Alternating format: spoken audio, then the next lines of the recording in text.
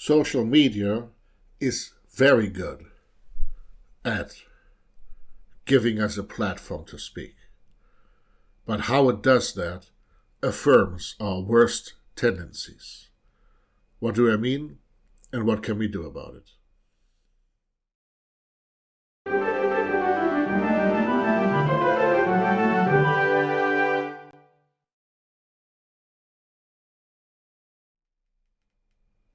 As we all can see, we are living in a time of high volatility. We've been at it for a while, and this is not about a specific side. This is not about a specific group of people. This is about all of us. All of us who use social media, either as creators or as consumers.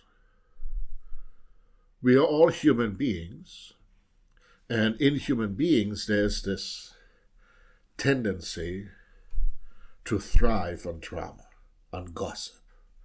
Have you heard? Have you seen what that and that person said? What do you think of this?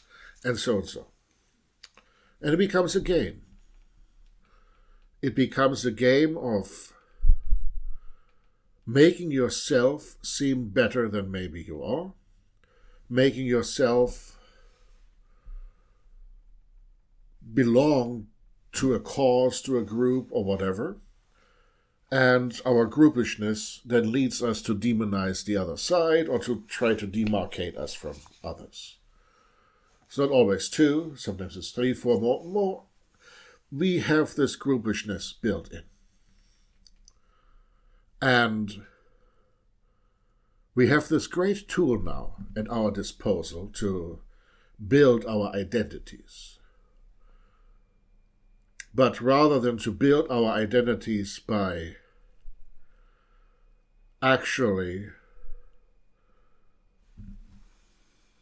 putting something out there coherently that is about us, that is about how we would like to see the world, how we would make the world better, oftentimes we are seduced into giving into our worst tendencies, doubling down on groupishness, doubling down on identity, doubling down on seeing other people not as individuals but as part of a group. And I would like to remind ourselves of a quote by media theorist Marshall McLuhan: "The medium is the message." What does this mean? It means that if you have a medium that encourages reflective, careful talk, and that protects you from writing the wrong thing or writing it without enough evidence and reflection, then this medium hopefully creates reflective thought. This is what in academia is called peer review. Before you actually get to publish something, some annoying people have to give you annoying comments about what all you did wrong so you can embetter yourself. And as annoying as this is, it is a much needed service that keeps us on our toes. But that's not interesting for the current media environment. Imagine you'd have to send your Facebook post through peer review. Maybe we should, but it would take forever. That's not what social media is about. It wants quick responses, quick fire responses. What are you thinking now?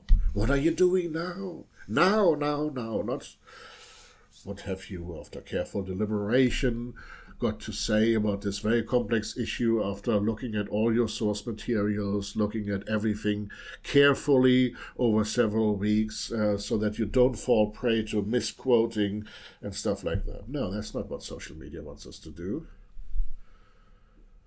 YouTube is maybe a little bit better because it takes a while, and you have to set up your scene a little bit. I mean, even though I'm just talking here, I do have to have a setup, so I'm not looking too weird. And then you have to cut the video, maybe put something on there, create a thumbnail. There's all kinds of things that goes into YouTube. But so by the time you upload it, there may be a nagging question of, maybe this wasn't quite well done. And ideally you have a script or half a script. So YouTube, if you do it well, will guide you through a more careful measurement. It doesn't always work either. Again, if you do it on the phone, it's different. You send a quick story out and have a short video, and then that's probably the path to ruin. TikTok, Facebook, they don't care about that either. They want something immediate. But even though to us these are now just snippets of thought, these things become fixated online. They are not posts, they are micro publications. And rather than to give it the measurement and care a publication should require, that's not what's happening. So again, if we understand that the medium is the message, then this message being sent seems to be post what you are thinking now, but we will keep it forever if possible. And also we own your content and make money through polarization. And if you look bad through it, it's your fault because we didn't stop you. And in a way it is our fault. If we put something out there, it's our responsibility. So what should we do? Measured responses. Responses that take time and reflection. And allow ourselves to critically ask ourselves, is this post a reflection of the best of me? And could I live with it, even in 10, 20, 50 years? Is this post as respectful as possible of other people? Is this post based on truth and evidence rather than hearsay or caricatures? Because here's the strange thing. Publishing and posting online makes all of us quasi-journalists, or at least opinion journalists. But then journalistic standards should apply. And none of us, or many of us, don't have journalistic training. Well, some journalists don't seem to. Well, okay. We are all seduced by this media machine into thinking less, because it's all about immediacy, immediate feelings, and even the smartest of us can succumb to that, and has invaded politics and political speech. So even if we are not on social media but on established media, the same phenomenon is there. Clickbaity headlines, clickbaity speech. Politicians who say things just for the immediate reaction rather than for posterity.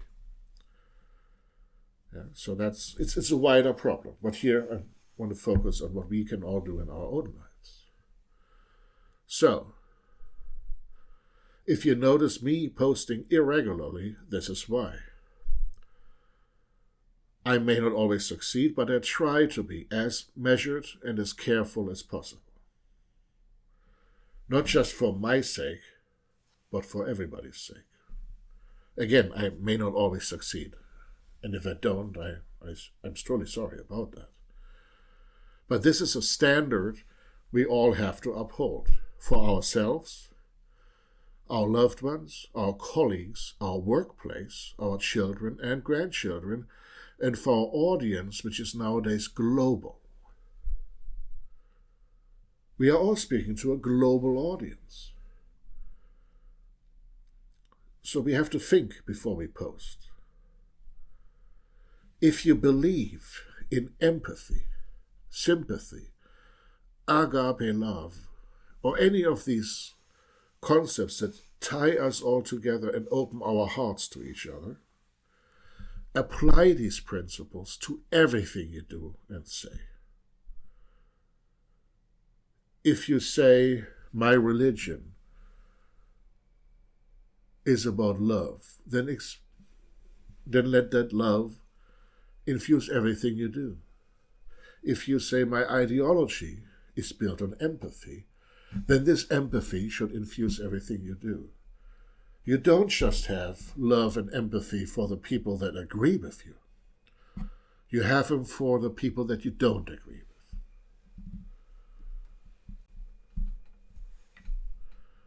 So if this means that we will post less and more carefully, and if this may even make us all reflect on not just our words, but our actions, and even our thoughts and feelings, then we will all win, even the platforms. Because for the platforms, it looks better long-term as well. We have all this power. We are all in this together. We all have more power with our speech than any individual ever had in history. So here comes the obligatory Spider-Man quote. With great power comes great responsibility. Thank you very much. This is Dr. Philipp Kneis. This is Erratic Attempts. Like, subscribe, comment, whatever you can do, and see you soon.